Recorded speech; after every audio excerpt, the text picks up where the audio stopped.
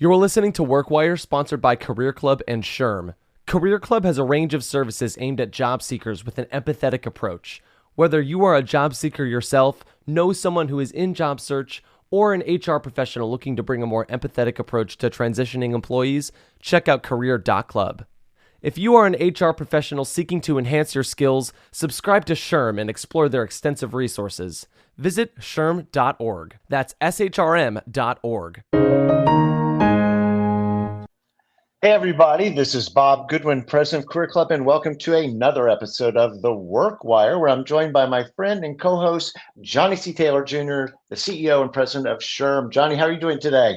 I am so happy to be on The WorkWire. Oh, come on, there we go. Yeah, we've sort of borrowed from your alma mater, right? With That's right. the U, we got the W, so there we go. Slightly different, so that's, you keep it straight for the U, and for The WorkWire, you go up like that. That's right. There you go. A little more nuance. So I love our topic today, Johnny. We're going to be talking about psychological safety, which might induce an eye roll or two. You knew it did, right? But for me, this really kind of gets at the heart of culture, or at least some very meaningful aspect of culture. So let me go ahead and just set this up a little bit, read a definition of psychological safety, and then we can kick it off. And by the way, just to clarify, are you talking about, are you going to use, because you know the woman who really introduced and coined the term, Dr. Amy Edmondson at Harvard, are you using her definition, or are you going to, I just want to know who's. I believe we're using her definition because this comes from an article in, as it turns out, HBR, a recent article in Harvard Business Review. So psychological safety is the shared belief within a team that it's safe to take interpersonal risks, like asking questions, admitting mistakes, or challenging ideas without fear of embarrassment, rejection, or retaliation. It's not about eliminating discomfort or disagreement. It's about removing the fear that silences people. So, yeah, okay, here we go. Well, so God, I'm so glad we're talking, and I know Amy very well. She in fact will be in Vienna, Austria this coming fall for a convening of the Peter Drucker Forum, and that's where I met her a couple of years back. So we've begun to build a real good relationship. So I kind of know this, and it's fascinating when you hear it. So my number one take on it is the term, when it translates to layman, is they think that means you can't ever make me feel uncomfortable. And that's probably the biggest challenge, I think, overcoming is the layperson just hears, I want to be psychologically safe. And so if you're giving me negative feedback on my performance review, I'm not psychologically safe. If you ask me to, people have used this phrase to stop managers from managing, from people managers from managing, holding them accountable, and assessing their work. That bothers me. And I got to tell you, it's sad, because when you talk with Dr. Edmondson, you understand, and it's consistent with the definition that you read, which is very, very different than how the average person hears and translates that term. Fair? No, Johnny, you're going to love today's episode, because what we're going to do is debunk what psychological safety is and with the debunking part, what it isn't, right? Because it does lend itself to a lot of misinterpretation. And so we're going to look at several of those. The first one is psychological safety means being nice. I actually wrote a LinkedIn post the other day that did pretty well, where I was drawing the distinction between nice and kind.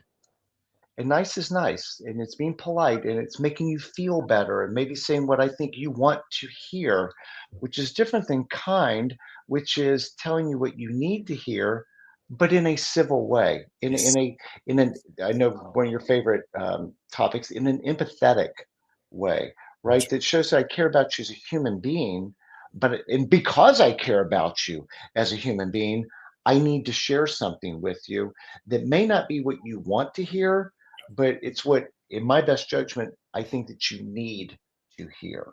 That's right. So tell me about the difference between being nice and being kind and telling somebody the truth. Well, you nailed it. I mean, and I saw that LinkedIn. I think we probably up there, put finger to whatever. You didn't give it the finger, I hope. I know. Thumbs up. Right finger. Yeah, that one. Thumbs up for those who are listening. I didn't give it that finger. But no, the idea that, and that is such, the problem here is all of these words require, there's such nuance to them. Yeah. To your point, the average person would say nice is a synonym for kind. And I really appreciated you breaking that down, because, and in some ways, nice is just superficial. You know, that's nice. It's you're not trying to achieve anything but recognize another person. And I do that when I'm walking through a restaurant or going to a door and someone's there. Hi, how are you? And then I move on. And the funny thing about that nice moment, and I intentionally use that language, hi, how are you? You don't actually care who that person is. In fact, that's true. How are you? And you're still walking. So you clearly aren't that interested in it. That's nice. That's nice. That's the best way for me to think about nice. And it does. It's nice to be acknowledged, to be seen, da-da-da-da-da. But you weren't heard because you didn't give the person a time to respond, or neither did you. Kind people would stop and say, how are you? And wait for a response. And when you give them a response, you would react to that. That's the way I think of it. I literally had that occur. I asked, I was going to my doctor for some healthcare, not problems, but just, checking in and everything. And I asked the nurse and she checked in, hi, how are you? And she said, I'm okay. I'm not having a great day. And I said, oh, tell me about it. And she was shocked because she said, no one else has ever said, tell me about it. They will at best say, well, I'm sorry to hear that. I'm sorry. Exactly. So nice is that, kind is the. Does that make sense? What do you think about it? No, it totally makes sense. And, I think with the thing with being nice, part of the point I was trying to make in this little post was that sometimes it can actually be a lack of courage on the part of the manager or the leader of like, I don't like conflict. This makes me upset. I don't want to be upset. I know she's not going to like, or he's not going to like what I have to say, probably. At least it's not a big compliment or a hug. I like to encourage people. So this all kind of feels like not something very pleasant. Right. So, I'm going to opt out of doing that and I'm just going to be nice. Conflict aversion. Yes. Yeah. And which is a lack of courage. Yeah. In so many ways, right? And I think the real point in some of this, it's actually a disservice to the other person. Yes. Now they don't see it that way, and I get it, and that's why you don't do it. So, right, that's on both sides. A lot of times, as a people manager, you don't want to do these things because you don't want to deal with the other side of it, right? Because the other person says, I love this line when an employee says, I want you to be transparent. And the answer is no, you don't. You can't. No, but seriously, most people can't handle transparency because if you told them what the real deal was, how you actually think they're performing, how you actually think or know the state of the business is, they'd go running. You know that. So to be fair to people managers, I know you called them a little cowardly or whatever, but there's a part of them that is doing everything to retain talent. And frankly, just like I got 10,000 things to do today, sitting down and getting to a battle with someone who it's just not on my list. It's not prioritized right now. So I'm nice to that person. Kind takes a different level of investment. Fair? Yes. Do you think that's right? No, 100%. And I don't want to act like I'm wagging my finger at somebody and use the word cowardly. Like, dude, sometimes I'm like preaching to myself. One of my natural gifts is to be an encourager. I like to encourage people. Life is hard, when you can kind of help sort of resuscitate somebody who's dealing with, a lot of things and being positive. Like, I like doing that. It makes them smile and that's all positive and everybody's happy. The thing is that sometimes that's not in their best interest. Well, most of the time it's not. We know that. Yeah. Right. Now, but juxtapose this though, and I want to make sure that we don't skip past this. With you said like you actually don't want me to be transparent. Right. We can be transparent and be civil at the same time. Yes, you can. It's not easy because of what happens on the other side. Meaning what? When you attempt to do it, people can become fairly uncivil toward you. Mm. right? So I'm sitting down, I'm having a conversation with someone, and in the spirit of kindness, listen, Johnny, um, there's things that you do well, but here are a list of the things that are really critical for our business that you don't do well. Well, what do you mean? Are you attacking me because I'm different? Whatever category of diversity one Mhm. wants to put there. Are you attacking me because I don't have a college degree? Like they go through, no one wants to own, and very rarely do people own it and say, I'm going to be kind back to you. That's the funny thing about kindness. Kindness requires reciprocation. If I'm kind to you and you're not kind back to me, uh, some people, Bob might be able to, because you have a steady hand. You don't respond the way I do. But if I come at someone kind and then they react negatively, I give them what they give me. And I think managers have to learn, and I'm one of them, don't catch that ball. Like don't go for that, right? You just can't, because it's not the best practice, but it's hard. It is really, really hard. Going back to transparency, everyone says they want it. In fact, most don't. I think part of this that is worth putting out is, if I'm going to deliver constructive feedback, to use a euphemism, oftentimes, I mean, ideally, that is in the context of, you believe I have your best interest at heart. I have built relationship with you. I have shown you that I care more about you as a human being than as a work producing unit, so Right. that there have been deposits that have been made in our relationship account, that you believe that I care about you. Right. So that when I say something like, Johnny, the way that I heard you speak to that person in the meeting, Yes. that maybe wasn't your finest hour. You maybe could have said it this way or that way. Right. You're not going to go, well, you're just saying that because it's like, Bob, I know Bob cares about me. Why would, maybe I need to be a little bit reflective and not defensive initially. And you're the Yes. master at this. I mean, you are so good at building into relationships that you've, in a way, earned the right Yes. to be able, besides just your title, but earn the right relationally to say some harder things to folks. It's hard. It is really hard, and I've had practice at it. I mean, I was a CHRO, right? And as a CEO, I often have to do it as well, and especially for a member-facing organization. I got 340,000 members out there, and they don't always like what we have to say. And so figuring out how to, and especially when we're talking about how they practice HR. So for people listening, I use this skill every day, not from an employer perspective, but from a member perspective. And it's hard. I mean, this is probably the hardest part of my job, is to provide psychological safety to our members.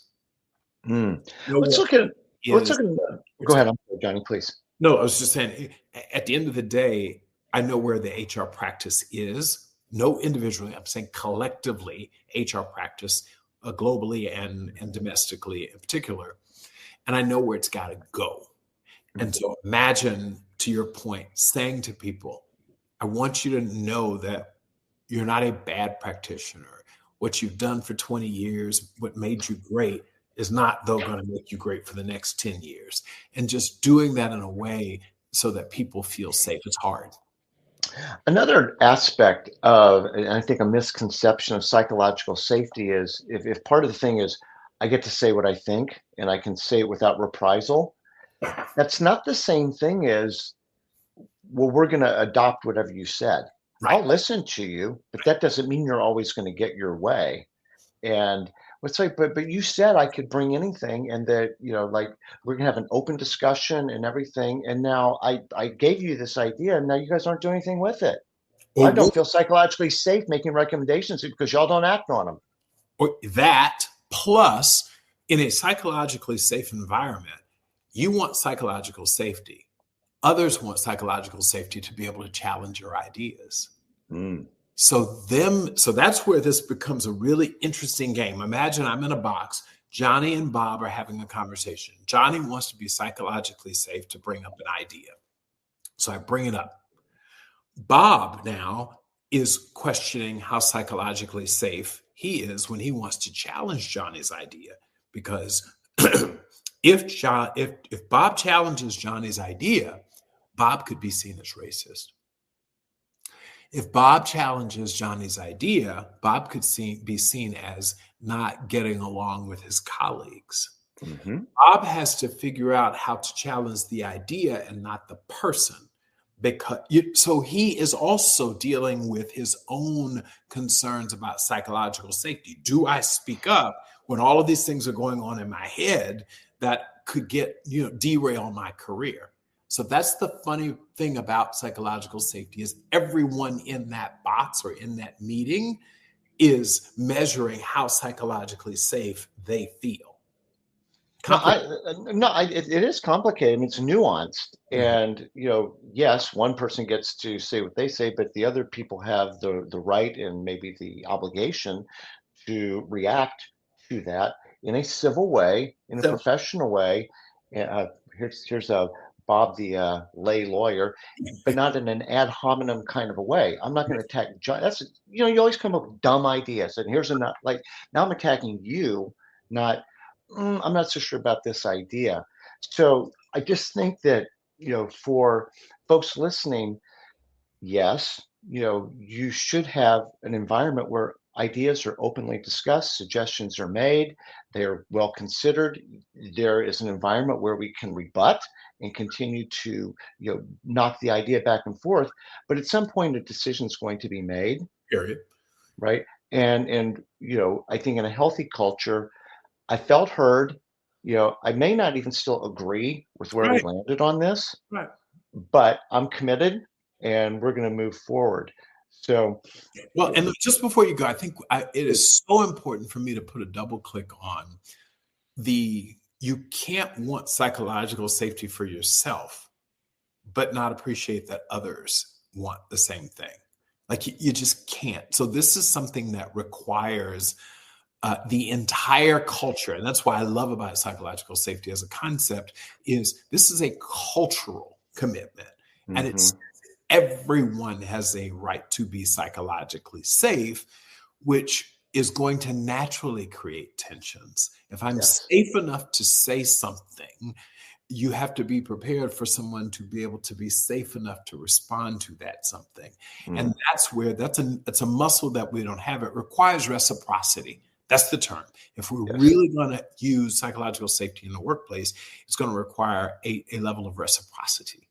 Yeah. Yes. And just my little tiny build on that is mutual respect. Mutual. That's right. Mutual. Mutual respect. One of the things I love about your leadership style is that you hold people accountable for things. And, I would like to think that I do as well, but maybe not as well as you do.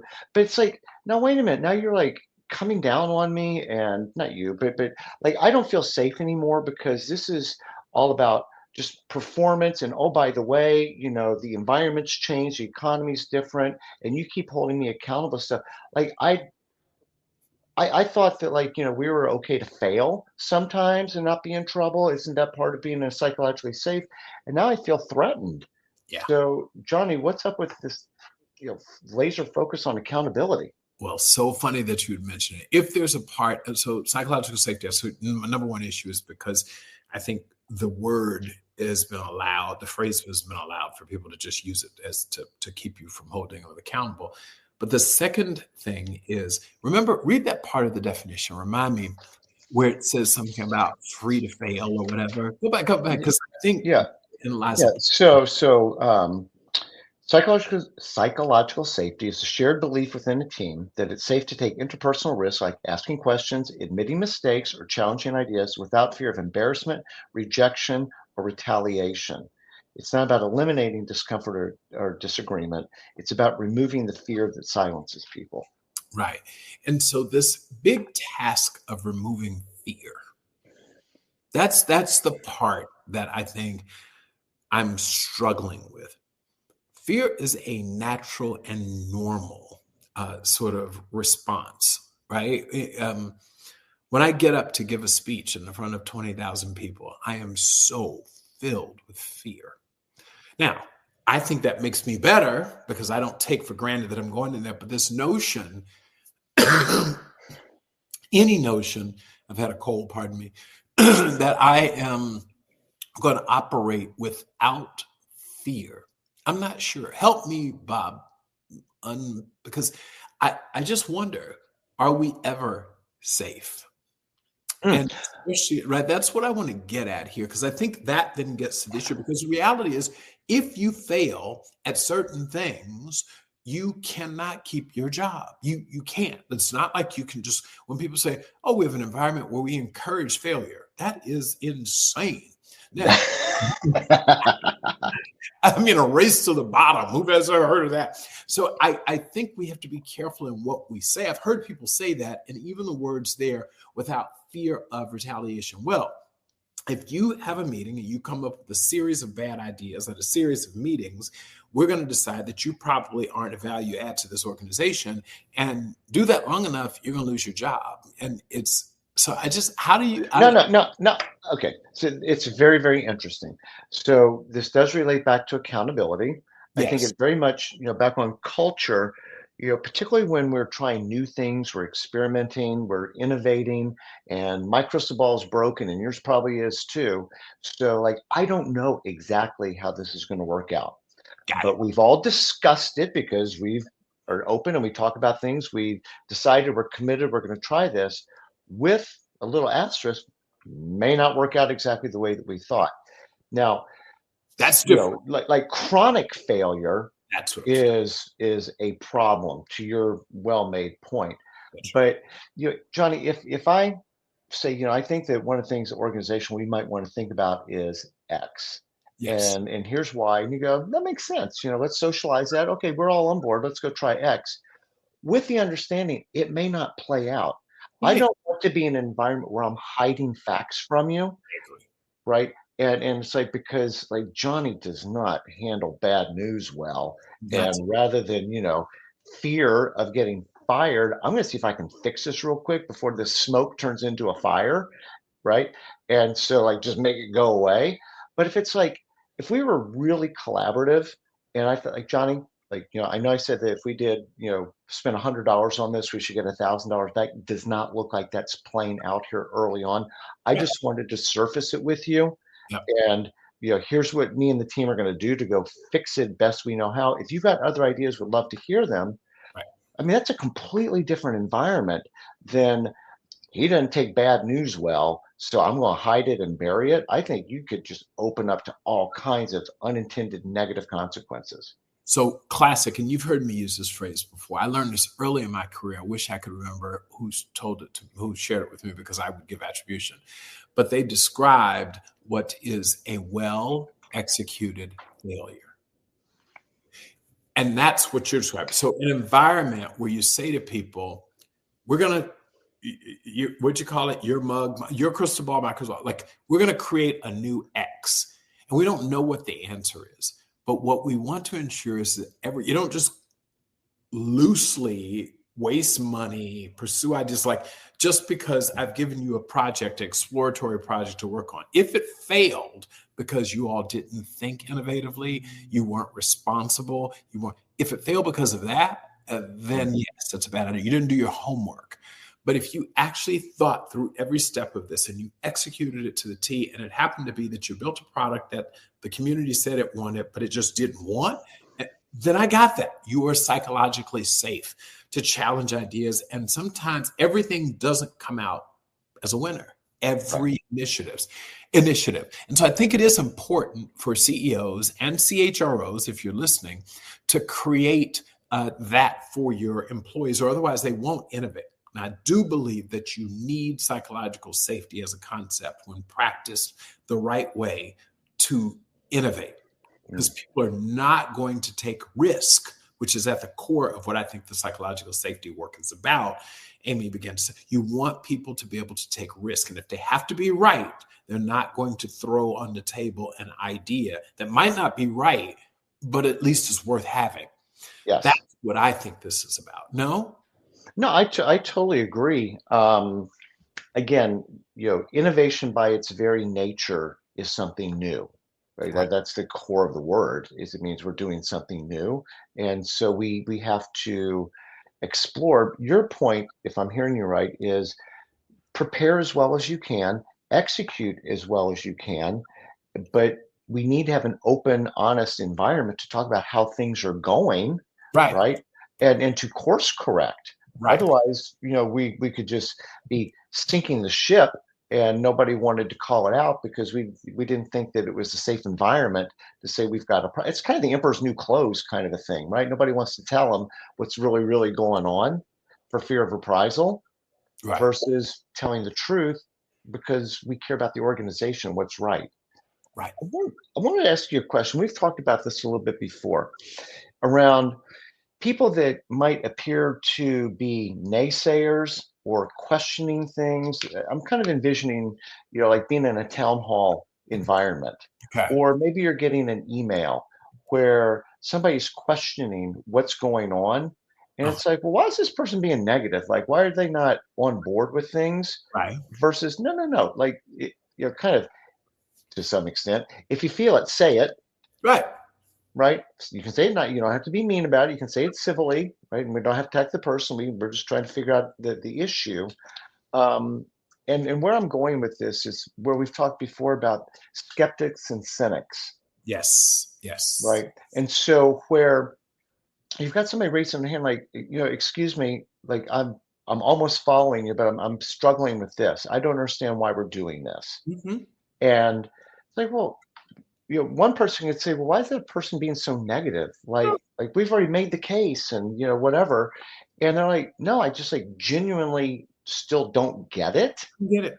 Which I'm going to typify as a skeptic. And I'm contrasting them with a cynic. A cynic is like, I don't care what you say. Right. I'm not going to believe whatever, like, I think it's dumb. It's wrong. I'm not going to buy into it.